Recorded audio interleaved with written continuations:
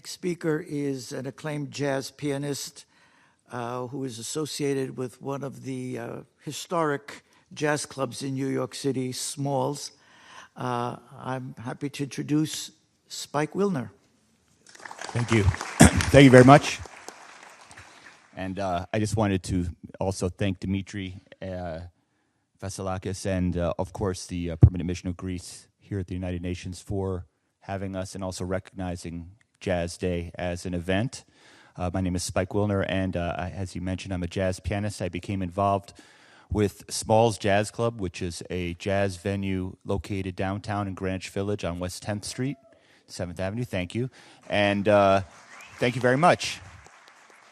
It was started by my business partner, Mitch Borden. We'll have our 25th anniversary next year. I was playing there originally and then became his partner now 11 years ago.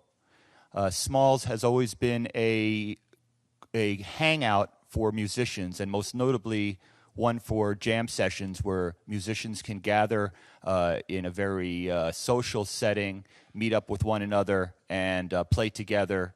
It's a place for young musicians to come and try their hand at playing, and with crusty old guys at the bars to listen and be critical. And since I've been involved with Smalls, we have also installed we've been very involved with live streaming. We've been live streaming all our shows from our clubs now for 10 years, as well as archiving and creating an online archive of all the work that's been done there. So at this stage, we have recorded every show at Smalls since September of 2007, now 28,000 recordings, videos, and live stream, and it's created for us an international audience of jazz lovers and jazz fans. In my experience as a musician, I've had the opportunity to travel around the world, and I have to say I've been to places as far as Beijing or Europe, and what I've noticed is that what I call jazz people seem to be the same regardless of their cultural backgrounds, and it seems to be people who are united with generally a love of this music, of course, but also seem to be of a little bit smarter than your average person, and they love art and just kind of more compassionate. And so I say that jazz is a unifying art form, and there is an international body of jazz-loving people who sympathize with this music and share the same ideals. I've always believed that jazz can be a force for world peace, that music is a language that doesn't necessarily need to have any specific quadrant that anyone with ears can hear it. And I do want to mention one story very quickly, is that about 2 years ago, I was sitting in front of the club collecting cover charges, minding my own business, and two very big limousines pulled up. And these strong-looking guys came out, very gruff men. They said they had a VIP in there that wanted to come to the club very badly to hear the show.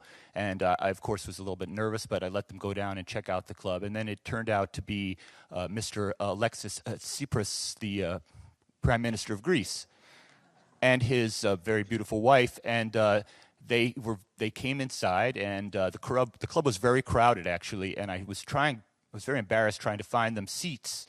And there were two seats at the bar, and they were very gracious to take the seats at the bar. So there was the Prime Minister of Greece and his wife sitting at our little bar, and they had a scotch and a wine. She had the wine. And they told me that Smalls was something that they had remembered from their days when they were students, and they had very fond memories of Smalls, and they wanted to come and just share an evening together there. It was very informal, and they were very, very lovely people. So I just have to say that was our interaction there with the country of Greece. But thank you all for recognizing jazz music as an international art form, and please come visit us at Smalls Jazz Club. Thank you very much.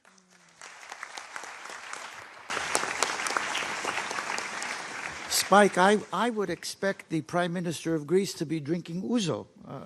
Well, he was actually quite knowledgeable about single malt scotch, I have to say, and we had a brief conversation, and then he made a exposure to the political world. Oh yes, well.